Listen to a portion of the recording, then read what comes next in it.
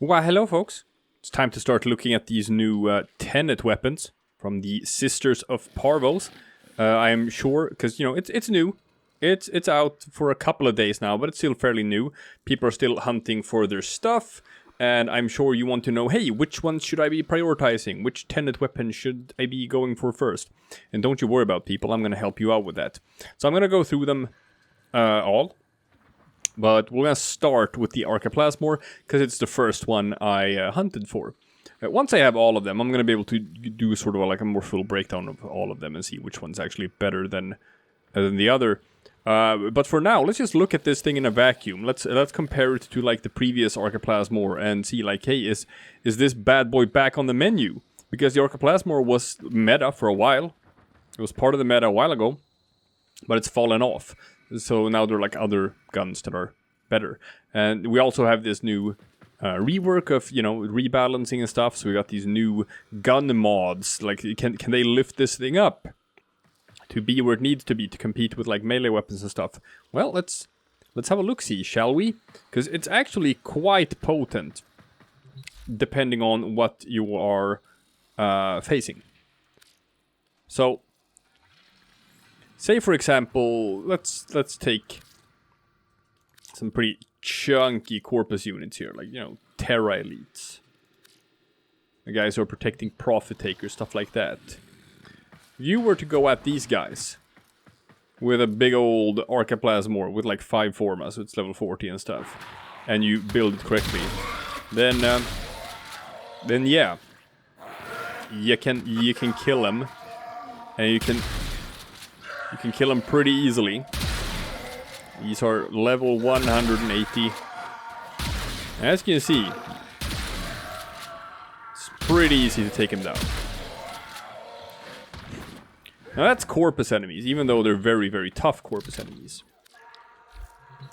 It's a bit of a different situation when you go against stuff that has like a lot of armor. It's not fully as potent. It's still good. It's just, it's not going to shred through things quite as fast. Note here also that I have my trusty Panzer of Alpaphyla, helping me spread these nice viral procs on enemies. So we're going to assume that, you know, enemies have like 10 viral procs on them or something. So when you pop one of these guys, yeah, as you can see, armor is definitely a problem. I mean, I'm an Equinox, so I can make him take double damage and stuff, but clearly, like, efficiency goes down. Now, unfortunately, what I would like to be doing with this is put on, like, the internal bleeding mod, you know, the thing that makes impact procs also do slash procs, because this bad boy right here has guaranteed impact procs, the Arca Plasmor. The problem is you can't put that mod on a shotgun, you can only put them on rifles. But the fact that it has guaranteed impact procs is pretty good when it comes to units like heavy gunners like these, because as you can see here,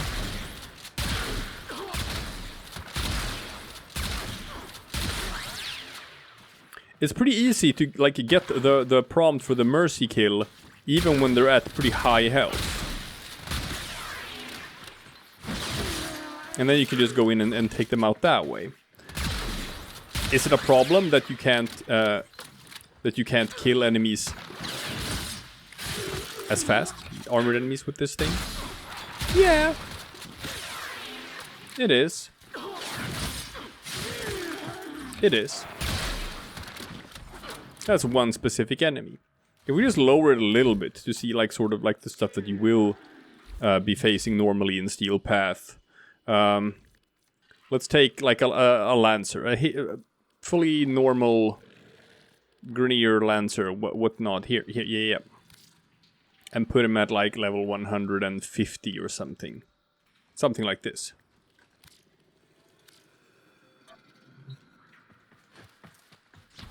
And it's like, can it do the trick? Yes. Yes, it can.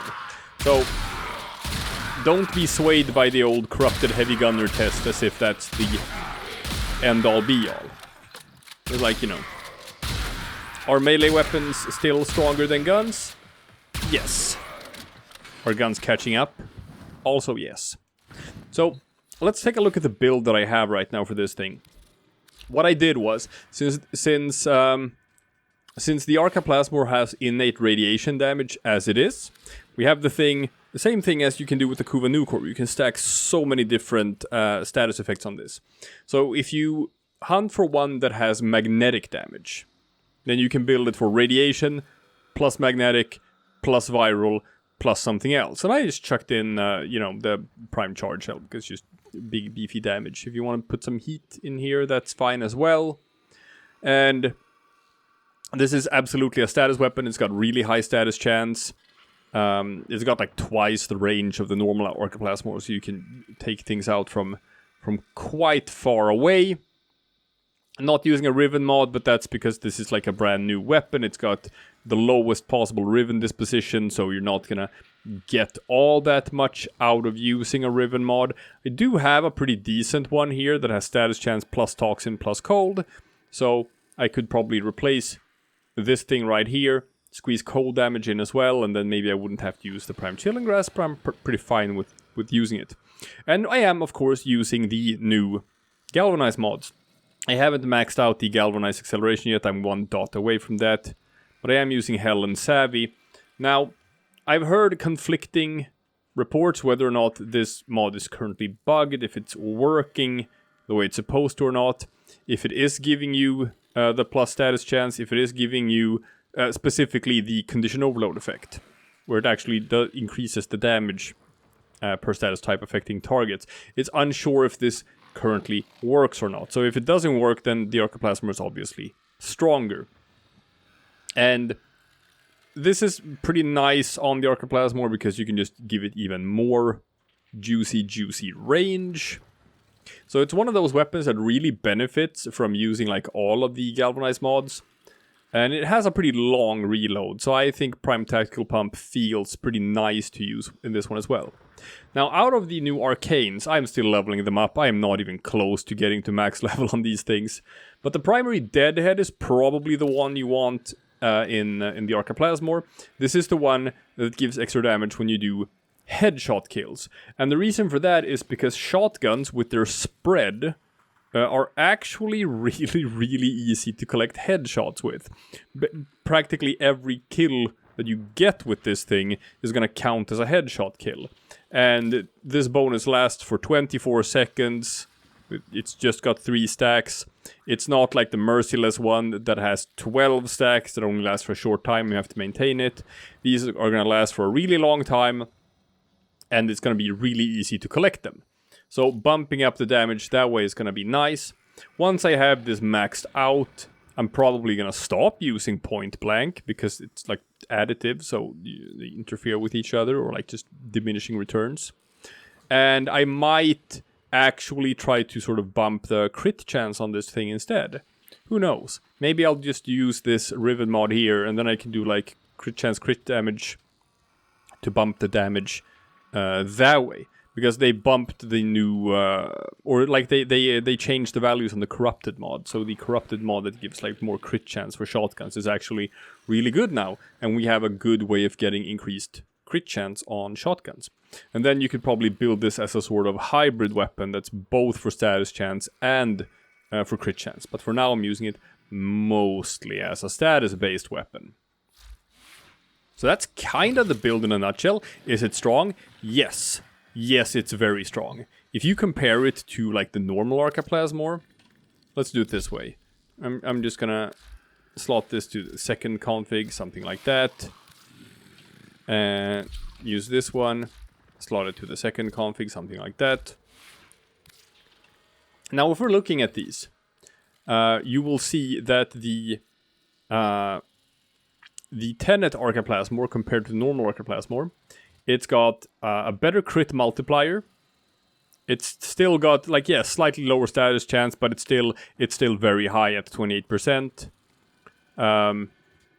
Reload speed a little bit better, but it has a slow reload, this thing.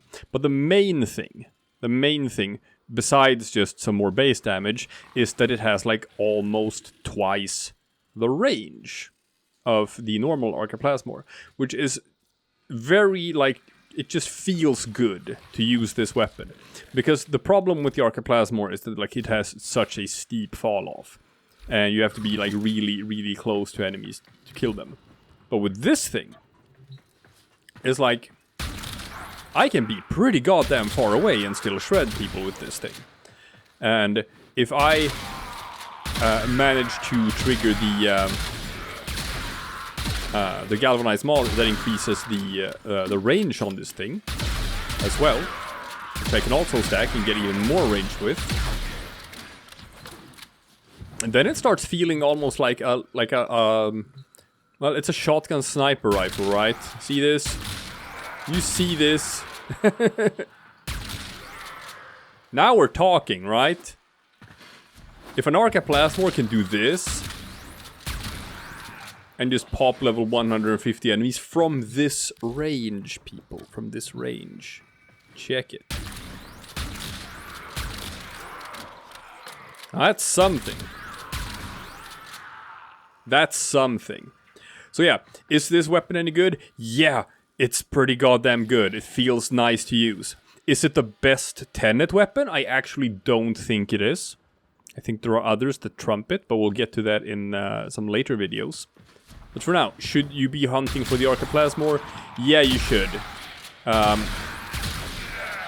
You're not gonna be disappointed in this one. If you liked using the Arca Plasmor before, and you're like, man, I wish the Arca Plasmor was good again so that I could start using that again because I really liked using it. Well, hey man, the Arca Plasmor is good again. Go back to using it. Alright. That's it. That's this quick little build guide right here. And I will see you again tomorrow for probably the next Envoy weapon. We're gonna go through all of these bad boys.